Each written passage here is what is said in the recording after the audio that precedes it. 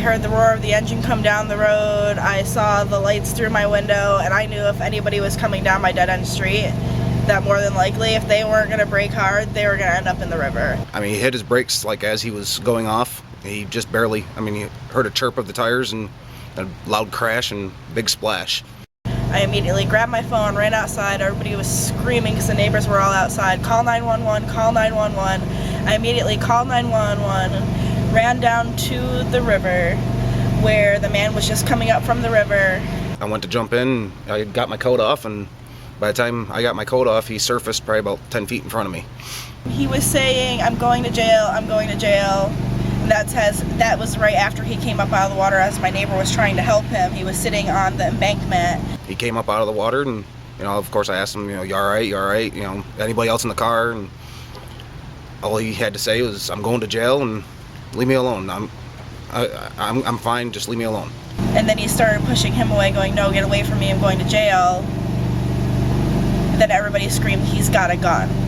He stood up and I seen him pull the gun out of the holster, and he goes, are you stupid? I got a effing gun in my hand. I'm like, okay. He said, I don't care what you have, it's, you know, relax. And he turned around and stuck it in my face and told me to back the F off, and I did. And he started running. It's madness. Everybody just runs. I literally, like, just turned around because I had just hung up with 911.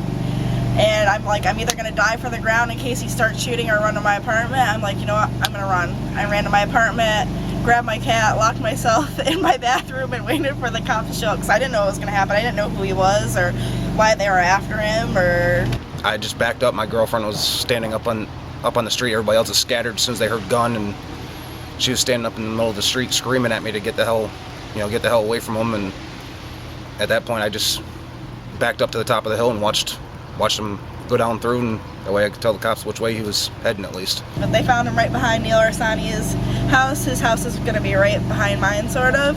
It's a yellow house. I mean, when it comes down to it, I mean, yeah, I was highly irritated. The fact that, you know, you try helping someone out and that's the thanks you get for it. Thinking I'm trying to help somebody and then hearing somebody scream he's got a gun, like, that's fear. It's just fear. It was a silver, I'm assuming 9mm 22, so, you know, something small caliber. I feel safe now because I know they caught him, and this is such a quiet neighborhood. It really is. There's never any crime.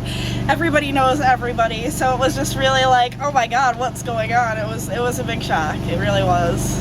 I woke up this morning to my daughter posting on Facebook and put a tear in my eye. It's like, yep, you know, because of scumbags, I could have lost my dad. You know, it's like, yeah, I guess, you know, the possibility was there. I mean, but luckily it didn't turn out that way, and everybody's safe and he's in jail.